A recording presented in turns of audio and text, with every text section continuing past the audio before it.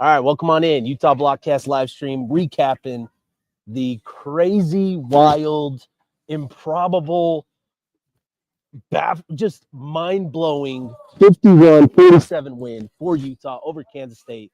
We got footballs being kicked at us. It's a great time.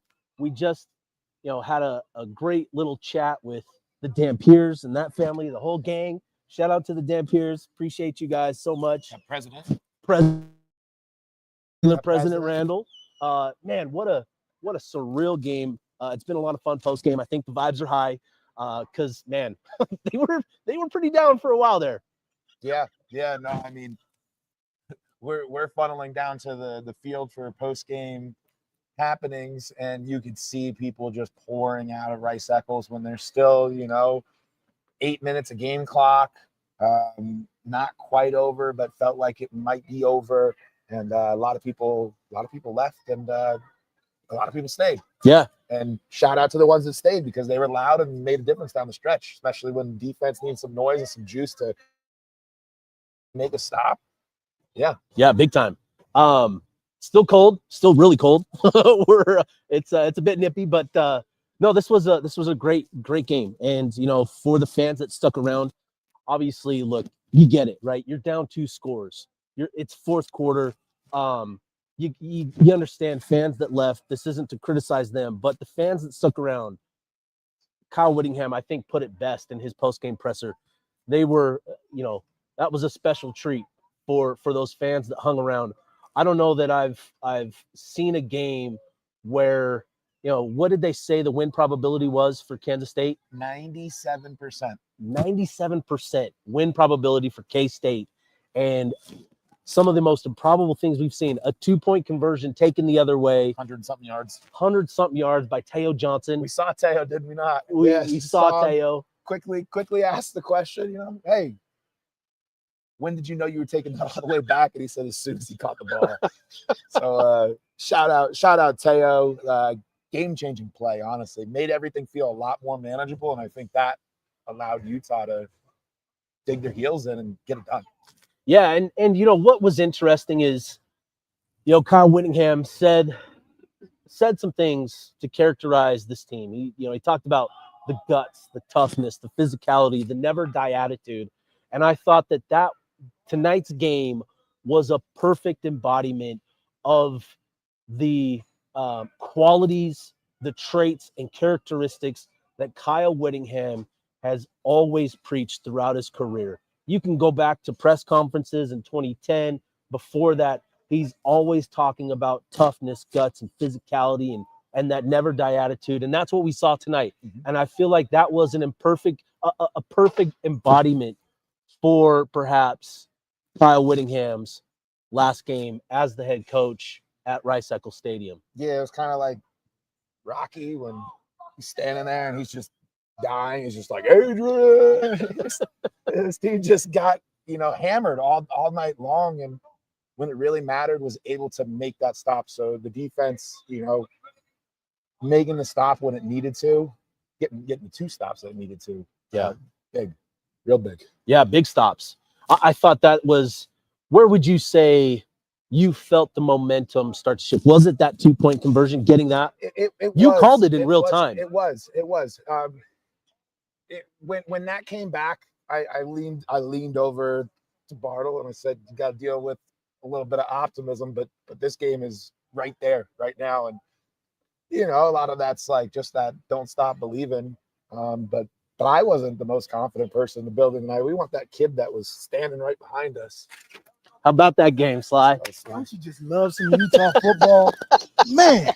That was great, dude. Oh, that was great. I'll take it. Yeah, win man. Ugly, win big. Hey, man, brother. Take it. See you, Sly. Oh, man, appreciate Sly. That was the moment. The kid behind us singing, I believe that we will win over Yeah. and over again, trying to get us in, Yeah. even though we're not allowed to, but we kind of wanted to because his energy was contagious. Shout out to the kid. The kid up here in the front. Man, he was willing this team to. He was willing everybody around him to believe in the final 7 minutes that Utah was somehow going to find a way to win. So shout out to that kid. You know who you are. I mean, maybe he doesn't. I don't know. Big podcast fan. Big podcast guy. We'll try to get him on the pod. But man, no, I think that 2-point conversion, you called it in real time, that was a play that really was big for Utah's chances at a win. And then to not, because you get the 2 points and then you get the ball back, right? You get the ball. And for Utah to go down, get that touchdown, right? It all came down to the Utah defense getting the stop, the one stop that they needed all game to erase not all of the pain that was suffered throughout the game by Utah fans, but a lot of it. Yes. I mean, it's that teed everything up.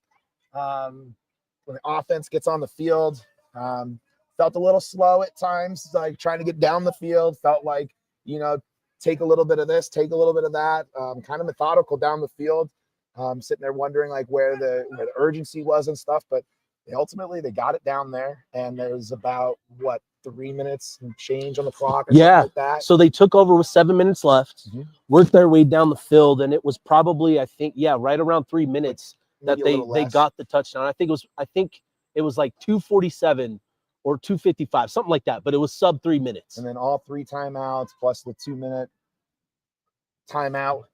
Yeah, not a 2-minute warning. That's the NFL's thing. It's not the college thing. 2-minute timeout. Don't make anything easy on Yeah. But that's what did it, And when the offense went down and scored, and Utah's kicking the ball back off down 3, just kind of felt like Utah might be able to find an answer. And then leads off with the Logan Fano sack. Yeah. Awesome to see Logan get home. Creates a ton of pressure. A lot of times with flush quarterbacks out, it's the other side to create pressure and feed maybe to a guy like JHD. So Logan bringing Avery down himself, that kind of got that drives, that defensive stand started, got them behind the chains early, and that was really good. And then Lander, how about that? Senior night at home to get that game, legacy guy. The Barton family is huge for Utah. For him to kind of put that on it, that was really cool to see. I thought it was really kind of symbolic of this year and of this season and what these two guys have meant for Utah this season, with Devin Dampier and Lander Barton coming up with the big plays in the final minutes. Dev getting the 59-yard run to get it down to the 1-yard line with about a minute left, right? First and goal, Utah, automatic. It was just a matter of how much time were they going to get off the clock between the time they snapped the ball and punched it into the end zone. They got it to 3rd down. They milked some clock, but I thought, for Lander to get the interception, he's been a guy that, he's hasn't maybe lived up to expectations of people outside the program. His role and his contributions are so much more meaningful for everybody else inside that program. He is the emotional force. He is the leader. He is a captain in so many ways. And for him to make that play, to get the interception, to seal the game, I think was huge for him. And for Dev, obviously with everything going on with the quarterback situation with Dev and Bird, Dev didn't have maybe his cleanest performance throwing the ball, but that second half, he came up big time and time again. And for him to finish, the game, he finished with 259 yards throwing, 94 yards rushing, 2 touchdowns, just an overall dynamic performance by him, particularly in that second half. Just, again, a lot of guts, a lot of toughness, and a lot of that never die attitude in those two. The clutch by Dev down the stretch was phenomenal. Honestly, nails when it needed to be. I can't wait to watch that throw to Simmons in that corner of the end zone. I can't wait to watch. We were down on the field. Yeah. It didn't have the best view, but it happened on our side of where we were. We saw it down the side, like down the field, and it was impressive. Really good and great catch by Simmons too. But Dampier, had a tougher game, but got better as the night went on, and when it mattered, nothing else mattered. Yeah, he was what he needed to be, and credit to him for finding the big plays and those big moments, because without him, the conversation tonight and the field tonight is totally different. Yeah. And look, like, obviously there are issues that need to be worked out, and Kyle Whittingham, made it clear that at halftime he got after everybody but especially the coaches for not having his guys fully ready to go on that defensive side of the ball. At halftime, they gave up 348 yards on the ground to Kansas State. I was sitting next to Furlong, and we were going through the game logs. We got all the way back to 2003, New Mexico, 407 yards in total in a game, 348 yards at half. A brutal performance by the defense. But you get in the second half, you make some plays, and you found a way to win. You willed your way to victory.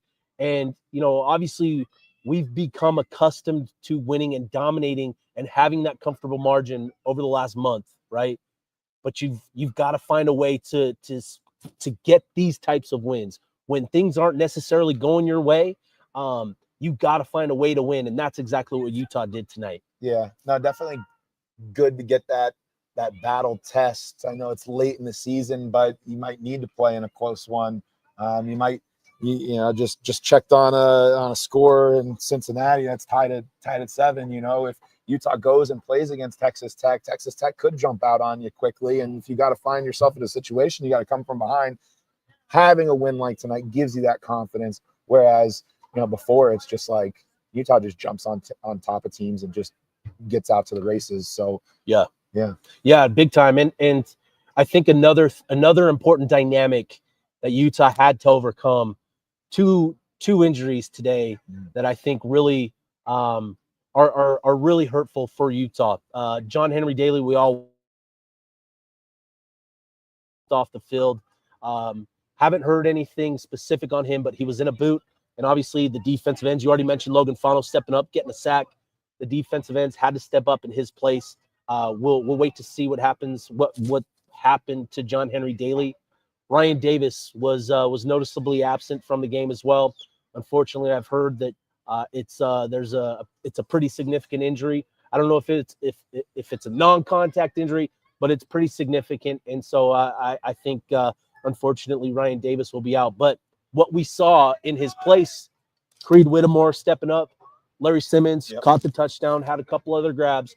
So others have stepped up tonight to kind of help with that. J.J. Buchanan had a couple of big plays, and I think that's going to be really important because obviously we know what Ryan Davis has meant to Devin Dampier, but you could tell these guys, given the opportunities, they can make some plays. Yeah, and he was finding some comfort with some of his other guys, and that might be good for Damp too, to not have that Mr. Reliable, having to look other places. That might expand his palette, if you will. Yeah, his role, his opportunities, all of those things. I think the way that these guys performed, speaking of Creed Whittemore and Larry Simmons, these guys made clutch catches, clutch plays.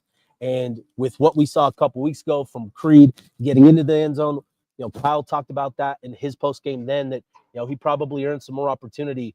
Have to expect that with the way that those guys performed tonight, that they'll see more opportunities as well. So, good on those guys to step up and make the plays for Utah. Wayshawn Parker had to grind for this one, but he still hit triple digits. 4 in a row now. 4 in a row. He adds another 100-burger to his total, and certainly a good night for him. It felt like he was so close to breaking one loose in that second half a couple times, and we'll see. But yeah, just overall, again, just a crazy win. We were on the sideline for the final 7 minutes, and watching that in front of us from the field perspective, it was just it was crazy to see the Rice Eccles crowd. Again, we talked about it to open up, but people left, understandably so. You're down 2 scores midway through the fourth. You understand, but there were a lot of fans that hung around, and again, Utah delivered a pretty special victory tonight for the fans that hung around. So, just crazy outing, crazy game. And again, these are the types of games that you just have to figure out a way to win. Absolutely. Just win. That's really all that matters at the end of the day. Style points this, style points that. I think Utah's margin of victory on the season still like 50 points on average or something like that. It's a good grinded out win. A lot of heart, a lot of grit shown tonight. good to see the seniors get one final win in Rice Eccles. Good to end the season on a 5-game winning streak at home. Yeah. Got another one next week, short week, play against Kansas, but we're still having fun in November. Still, and that's the thing, right? We're having fun, right? You remember the struggle that it was last year, 7-game losing streak. It was rough. It was tough times, and I think this season has delivered a lot of fun, a lot of exhilarating moments, and these are the types of games, these are the types of moments that help you build, positive momentum, especially as we inch closer to the offseason. And I think that's going to be really helpful for Utah moving forward. So again, just to recap, just an incredible comeback for Utah. Kansas State had a 97% win probability according to ESPN. They make the plays late in the game. Devin Dampier, Lander Barton, the two leaders of this of the two units, making the plays, stepping up in a big way. Couple injuries for Utah: John Henry Daly, Ryan Davis. They sound pretty serious for both of them, but guys stepped up in their place, and yeah, they get the win tonight, 51-47. I think this is the first single-digit score victory for Utah this season, right? I don't think they've had another single-digit victory. So They've all been week 13. You squeak one out that late in this. Other programs squeaking out a lot more throughout the year. Oh, and shout out to Chili Dog U. Shout out to the boys for Chili Dog U. Great outing by the boys at the tailgate, and just had a lot of fun up there before the game as well. So appreciate everybody that tuned in. We'll go ahead. We'll wrap this one up. Man, looking forward to rewatching this game. Just an incredible game. It wasn't necessarily USC Utah back in 2022, but man, it was close. It was pretty special in those final minutes. So appreciate everybody. Any final thoughts before we wrap it up? Utah can win in shootouts. Yeah. That's it. Keep having fun, everybody.